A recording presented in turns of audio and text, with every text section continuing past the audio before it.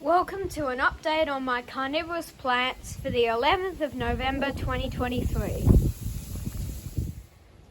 So as you can see, now's the time of the year where my plants are producing their best pictures. So I'm just going to go over some of them and maybe give a few care tips along the way. So first up, we have my beautiful Sarracenia flava red tube crossolata red throat. And you can see this plant is in full sun, there's no shade. And if you give this plant enough light, it'll reward you with this beautiful red coloration.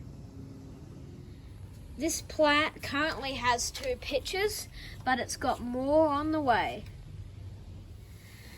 So the second plant is probably the one I'm most excited about. This is MY NEPENTHES truncata giant Crossed from Exotica Plants, and as you can see, it's put out its first picture in my care. The reason I'm so excited about this one tiny picture is because I actually got this plant in October 2022 when Exotica Plants had their last release, and that's actually over a year ago, which is kind of crazy to think about.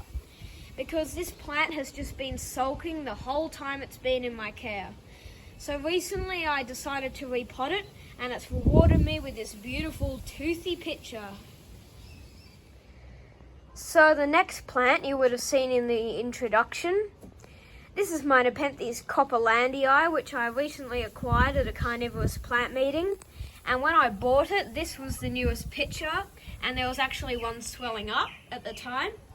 And as you can see, that picture has actually opened, and it has beautiful coloration with a striped peristome and a purple flecked interior. I think this has got to be one of my favourite Nepenthes species.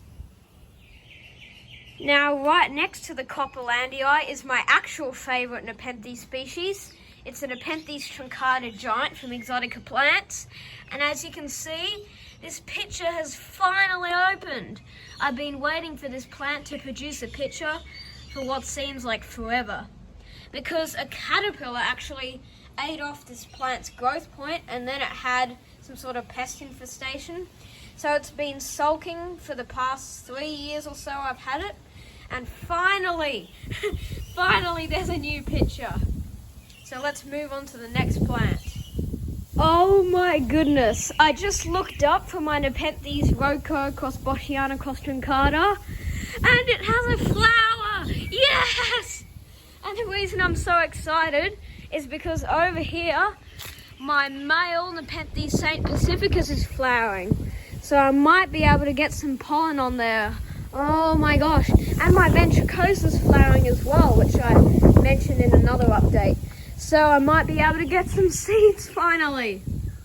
But apart from the flower, the pictures on MY NEPENTHES Roko Crossboschiana truncata are just magnificent.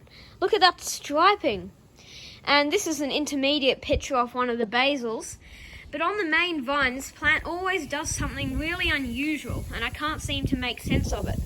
So every year when this plant gets its usual flush of pitches, it always puts out these tiny little upper pitches. They're only about 10 centimeters. And then the pitches slowly sort of increase in size until they're back to their usual size. This is from last year, so that's why it's sort of dying off. But yeah, it always starts off so small. Another exciting update is on MY NEPENTHES Roko, or Maxima crossthurillii. And it's just put out this massive lower picture. I'd have to say that's about 20 centimeters.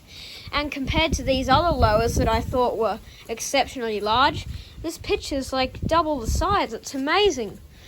And sadly, this sort of mid-vine basil has come to an end because it's starting to vine. So I think this will be the last lower picture I'll see on this plant for a while. So as always, thanks for watching, and I'll see you in the next one.